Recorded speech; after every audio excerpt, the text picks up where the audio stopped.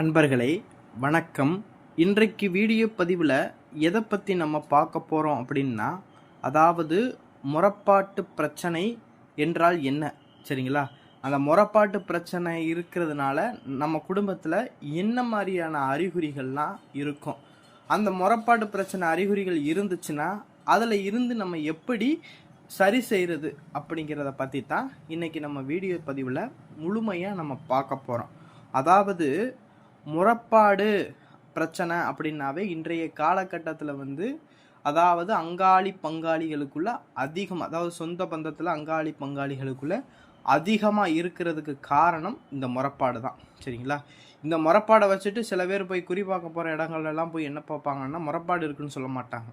உங்கள் குடும்பத்துக்கு செய்வன் வச்சுட்டாங்க, உங்கள் குடும்பத்துக்கு சூனியம் வச்சுட்டாங்க அப்படிங்கிற மாதிரி தான் குறியில் காட்டும், சரிங்களா? ஆனால் இது செய்வன சூனியத்துக்கு மாதிரி கிடையாது.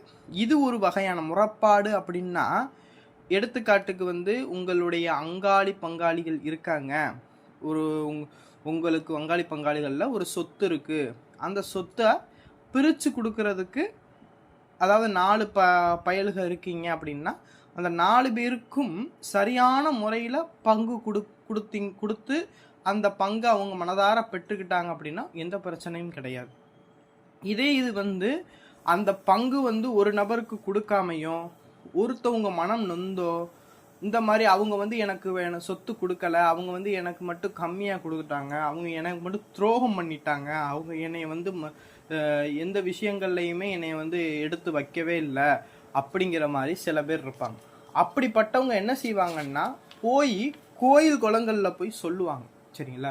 நல்லா தெரிஞ்சுங்க. ஒன்று குலதெய்வ கோயில்லையோ, இல்லை அந்த காலத்துலலாம் என்னென்னா மாசாணியம்மன் கோயிலில் போய் மிளகாய் அரைச்சி அப்புவாங்க. நீ இதை கேட்கணும், எனக்கு நாதி இல்லை, எனக்கு ஏமாற்றிட்டாங்க, என்னை துரோகம் பண்ணிட்டாங்க, நீ தான் கேட்கணும், எனக்கு வேற யாரும் இல்லை அப்படிங்கிற மாதிரி இந்த மாசாணியம்மன் கோவில், அதே போல் இந்த கொல்லங்குடி வெட்டுடையா காளி கோயில், இந்த மாதிரி சில கோயில்கள் எல்லாம் போய் இந்த மாதிரி கோரிக்கையை வச்சுட்டு வந்துடுவாங்க. இந்த இதுக்கு நீயே நீதிபதி, நீ தான் கேட்கணும் அப்படிங்கிற மாதிரி சில பேர் அந்த கோரிக்கைகளை அங்கே முறை வச்சுட்டு வந்துடுவாங்க, சரிங்களா? அந்த தெய்வத்திட்ட முறை வச்சுட்டு வந்துடுவாங்க. இதைத்தான் முறப்பாடு அப்படிங்கிறத சொல்கிறது, சரிங்களா? அந்த தெய்வத்துக்கிட்ட வச்சுட்டு வரமோ என்ன செய்யும் அப்படின்னு வச்சுக்கோங்க, அந்த தெய்வம் என்ன செய்யும், கோளாறு கொடுக்க ஆரம்பிக்கும், சரிங்களா? இந்த ஏதாவது சொல்லுவாங்கல்ல, சட்டத்திட்டம் இத்தனாவது சட்டத்தில் இத்தனாவது பனிஷ்மெண்ட் உனக்கு இருக்குது அப்படிங்கிற மாதிரி, இந்த சட்டத்துக்கு, அதாவது இந்த தவறுகள் செய்தால் இந்தந்த விஷயங்கள்லாம் உங்க குடும்பத்தில் நடக்கும் அப்படிங்கிற மாதிரி அந்த தெய்வம் அந்த குடும்பத்துக்கு அந்த பனிஷ்மெண்ட்டை கொடுக்க ஆரம்பிச்சிடும், சரிங்களா? அதனால தான் நம்ம என்ன சொல்லுவோம்னா, மனிதர்களை வேணால் ஏமாற்றலாம், தெய்வத்தை ஏமாற்ற முடியாது அப்படிங்கிற மாதிரி சொல்லுவாங்க. சில பேர் என்ன செய்வாங்க அப்படின்னா, தெய்வத்துக்கிட்டலாம் சொல்ல மாட்டாங்க, துரோகம் பண்ணிட்டாங்க அப்படின்னா அந்த இடத்துல சண்டை போட்டு மண்ணை வாரி தூத்துவாங்க, வயிறு எரிஞ்சு நீ நல்லாவே இருக்க மாட்ட, நீ நாசமாக போயிடுவ அப்படிங்கிற மாதிரி சில பேர் அடிவயிறில் இருந்து அந்த இடத்துல சண்டை போடும்போது ஒரு விவேகமாக ஆக்ரோஷத்தோடு அந்த பெண்ணோ ஒரு ஆணோ என்ன செஞ்சிருவாங்கன்னா சாபம் விட்டாங்க அப்படின்னா அது நன்மையோ கெட்டதோ அப்படியே அது பழிக்கும், சரிங்களா? அடிவயிறில் இருந்து ஒரு வைத்த எரிச்சல்ல ரொம்ப ஒரு கடுமையாக அந்த இடத்துல சாபம் விட்டாங்க அப்படின்னா அந்த சாபம் கண்டிப்பாக நம்மளை சேரும், சரிங்களா? அப்பேற்பட்ட சாபம் இருந்தாலும் இந்த மாதிரி முறப்பாட்டு பிரச்சனையில் நிற்கும், சரிங்களா?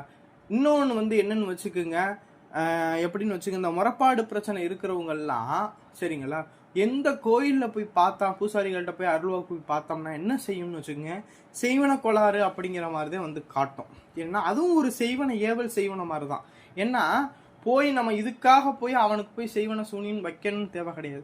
ஒரு கோயிலில் போய் அழுது கண்ணீர் வடிச்சு இந்த மாதிரி அந்த தெய்வத்துக்கிட்ட முறை வச்சுட்டு வந்துட்டோம் அப்படின்னா அதுவே அந்த தெய்வம் என்ன செய்யும், கேட்க ஆரம்பிக்கும். இதுவும் ஒரு வகையான செய்வன மாதிரி தான், சரிங்களா? அதுதான் முறை ஏவி விடுறது, ஒரு தெய்வத்தை இந்த மாதிரி என்ன துரோகம் பண்ணிட்டான்னு சொல்லி இது பண்ணுறது, சரிங்களா?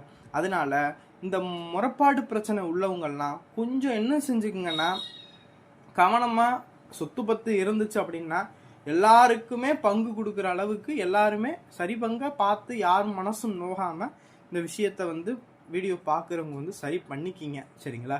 ஏன்னா காசு பணம்ங்கிறது வந்து இன்னைக்கு இருக்கும், நாளைக்கு இருக்குமா? நம்மளுக்கு இருக்காது. சரிங்களா? அதனால காசு பணத்தை நீ எவ்வளவு சேர்த்து வச்சாலும் உன் கூட அது வரப்போறது கிடையாது. சரிங்களா?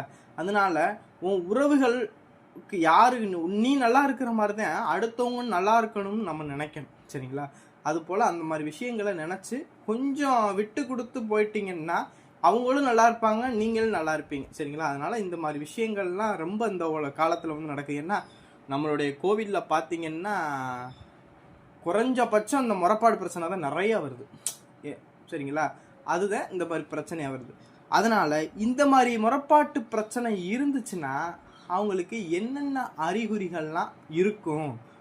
சரிங்களா? இந்த மாதிரி முறைப்பாடு பிரச்சனை எங்கள் குடும்பத்து மேலே பட்டுருச்சு, இந்த மாதிரி என்னென்ன குடும்பத்தில் வந்து இது என்னென்ன அறிகுறிகள்லாம் இருக்கும் அப்படின்னா, அதாவது அந்த குடும்பத்துடைய தலைவர் பெண்ணுக்கோ அந்த குடும்ப தலைவி பெண்ணுக்கோ ஆணுக்கோ இந்த அறிகுறிகள் இருக்கும். சரிங்களா?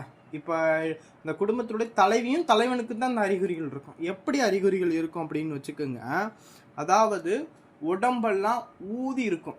சரிங்களா? என்னமோ மாதிரி உடம்பெல்லாம் சரீரமெல்லாம் அப்படியே ஊதுன மாதிரி இருக்கும், அப்படியே பெருத்த உடம்பு மாதிரி ஊதுன மாதிரி போயிடும். சரிங்களா?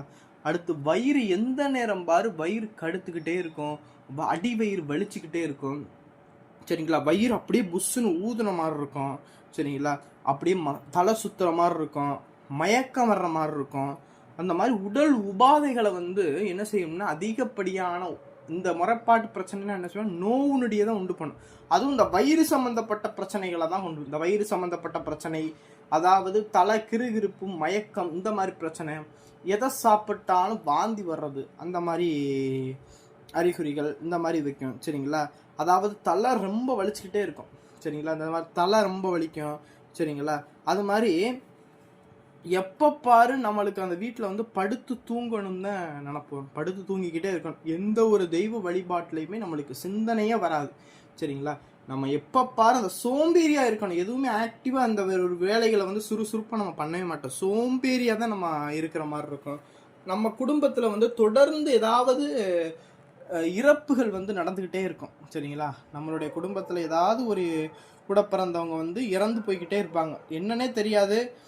கொஞ்ச நாள் ஒரு 3 மாதம் தான் அதுவும் அவங்க இறந்து போயிடுவாங்க, அடுத்த 6 மாதம் ஆகும் அவங்க இறந்து போயிடும். அப்படி தொடர்ச்சியாக இந்த இறந்து போய்கிட்டே இருப்பாங்க. சரிங்களா? அது மாதிரி இந்த முறைப்பாட்டு பிரச்சனைன்னு அறிகுறிகள் வந்து ஏகச்சக்கமாக சொல்லலாம். சரிங்களா? முக்கியம் வந்து உடல்நலை கோளாறு. சரிங்களா? உடல்நலை கோளாறு, இந்த வயிறு சம்மந்தப்பட்ட பிரச்சனை, தலைவலி சம்மந்தப்பட்ட பிரச்சனை. சரிங்களா? இதை போய் நம்ம மருத்துவமனைகளை காட்டினாலும் சரியாகாது. சரிங்களா? சில பேருக்கு இந்த முறைப்பாட்டெலாம் இருந்துச்சுன்னா நார்மலாக உள்ள வைத்த வலி அப்படின்னா போய் டாக்டர்கிட்ட போய் காமிச்சிங்க அப்படின்னா அதுக்கு உண்டான மெடிசன் எடுத்துட்டாங்க அப்படின்னா சரியாக போயிடும்.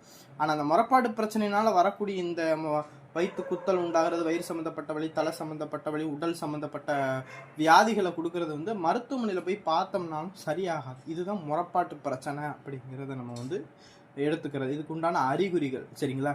இந்த அறிகுறிகள்லாம் எப்படி கண்டுபிடிக்கிறோன்னா சில பேருடைய அனுபவத்தில் வரக்கூடிய அந்த விஷயத்தை தான் எடுத்து கொடுக்கறது தான் அறிகுறிகள். சரிங்களா? இப்போ நம்ம கேஸ்கள் நிறையா பார்த்துக்கிட்டு இருக்கோம் அப்படின்னா, ஒரு முறைப்பாட்டு கேஸுக்கு வர்றாங்க அப்படின்னா அவங்களுக்குலாம் இந்த அறிகுறிகள், முக்கியமாக இந்த அறிகுறிகள்லாம் இருக்கும். அதை மையப்படுத்தி தான் ஒரு விஷயத்தை வந்து அறிகுறிகள் அப்படிங்கிறத நம்ம கண்டுபிடிக்கிறோம். சரிங்களா? அதனால் இந்த மாதிரி அறிகுறிகள்லாம் இருந்துட்டாவே இது முறைப்பாட்டு பிரச்சனை தான். சரிங்களா?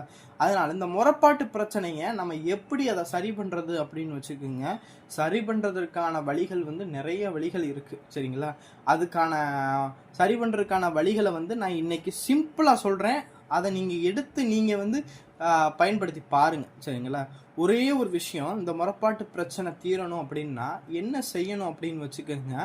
அதாவது அந்த குடும்பத்தில் உள்ள தலைவனோ தலைவியோ 7 ஊர்களில் போய் மடிப்பிச்சை வாங்கிட்டு வந்து அரிசி வாங்கிட்டு வரணும். சரிங்களா? 7 வீடுகளில் போய், 7 ஊர்களில் போய் வாங்கிட்டு வந்தாலும் சரி, 7 வீடுகளில் போய் மடிப்பிச்சை, அதாவது மடியேந்தி என்ன செய்யணும்னா அரிசி, பச்சரிசியோ புழுங்கரிசியோ மடியேந்தி அந்த அரிசியை வாங்கிட்டு வந்து அந்த அரிசியை நம்ம என்ன செய்யணும்னா சமைச்சு, அந்த சமைச்சு, அதாவது ஒரு வெளியே வந்து ஒரு கும்பம் மாதிரி போட்டு படையல் போட்டு, அந்த படையலை என்ன செய்யணும்னா தூப தீபம்லாம் காட்டி அந்த படையலை உங்கள் குடும்பத்தில் உள்ள எல்லாருமே உட்காந்து சாப்பிட்டீங்க அப்படின்னா இந்த முறப்பாட்டு பிரச்சனைங்கிறது வந்து தீரும் அப்படிங்கிறது வந்து ஓலைச்சுவடியிலேயே கொடுத்துருக்காங்க.